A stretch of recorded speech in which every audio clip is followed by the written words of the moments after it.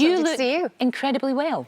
I feel pretty good. Do you feel all right? Do you feel okay in yourself? You feel all right? Yes. Yeah, I mean, you know, there's obviously going to be issues now and again, but generally, I feel I'm really lucky, fortunate and blessed. I feel good. That is, I love... Apart from a cold, I have to say, this is a cold. This is nothing more sinister than a cold. I know. I love your attitude. And of course, we only really heard about it because I know that you had to raise money for treatment, really pioneering treatment. Yes. And this got out into the public domain because it was on Facebook, so it would do. Yeah. But I know that that wasn't something that you necessarily wanted to happen, but overwhelmed by the reaction of the public. I think it was extraordinary. If you can imagine that you have a piece of news like that, and you're trying to come to terms with that and figure out, okay, what do I do next? How do I tell friends, etc. And then suddenly, and I'm actually, despite this, quite a private person, and suddenly you discover that it's gone everywhere, and you can't hide from that fact. You have to face it very publicly. But actually, it was the support that was so magical and so helpful, and that I'm hugely grateful for, because at a time when I was obviously feeling quite low, there was people kind of going, we're rooting for you. And it was totally and that was helped. That was like medicine that you can't bottle. Yeah. That's the medicine you want. It's that, you know, that made me feel like, okay, they want me, I want to live too. So it's incredible. You know, and that's continued. That support has just been phenomenal, which is probably why I'm sitting here and why I blog and why... Yeah, because I know... It's like a reciprocal thing. You're doing this thing because you are very much the embodiment of living with cancer. You know, it's not defining you, but you are getting on with your life despite. Yes. It's that thing. It is, it is. Obviously, it's a part of one's life, whether it's cancer, whether it's another disease or a chronic condition. The point is, it's life, it's living. Even when it's a diagnosis like I had, when they literally said there are no options, I'm still alive, and I'm not going to embrace anything else, full stop. Right. I don't see, do you know what, I'm alive until the point I am not.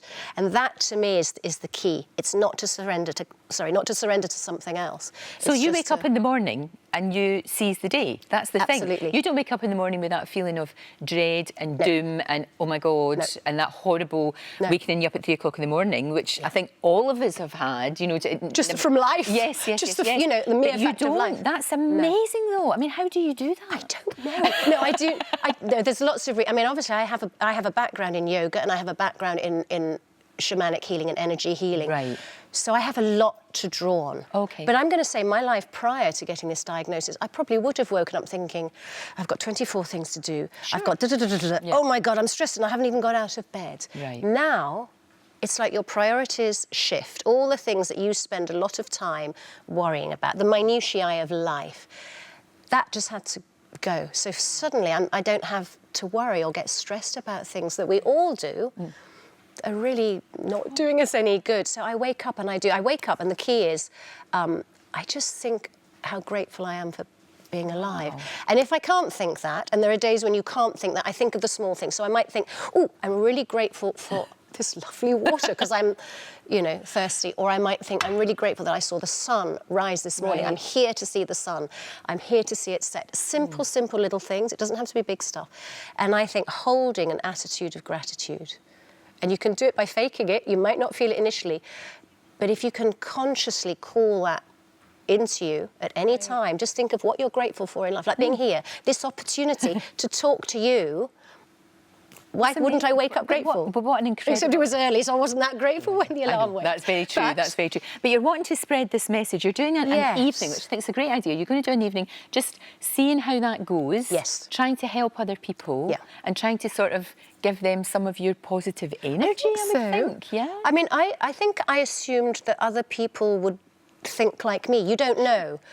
And then from the response I was getting from people, I understand that people maybe don't have access to a mindset like this. So it's like, how can you share it? And obviously I've been teaching a long time, teaching how to relax, teaching how stress management, teaching maybe how to embrace life differently, to have a different perspective. And when you have an illness like this, you have to change your perspective quite radically, but it doesn't have to be negative. There's a lot of good things. When you have cancer or terminal cancer, the word hope, there's a great line goes through it. No, we don't want to give you false hope. But hope is a really good thing to have in your heart. Hope just means stuff is going to be good, positive, nice. Good things are going to come. Hope is not a bad thing to have, and I think it's really key that people don't lose hope. And the hope might just be that you see a friend the next day, you know, and you reconnect with somebody, or you have a nice trip got a lovely somewhere. family. You've got a lovely husband. Oh, they're all right. They do.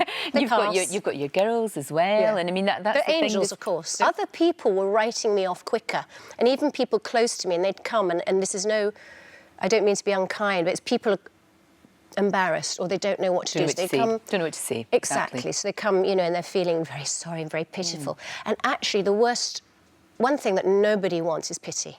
I can't think that anybody anywhere wants to be pitied, because it's like all your power has been taken away. And mine's very much about how can we hold on to our power in order to deal with hospitals, doctors, people who've got great qualifications and letters. You know, it's quite intimidating.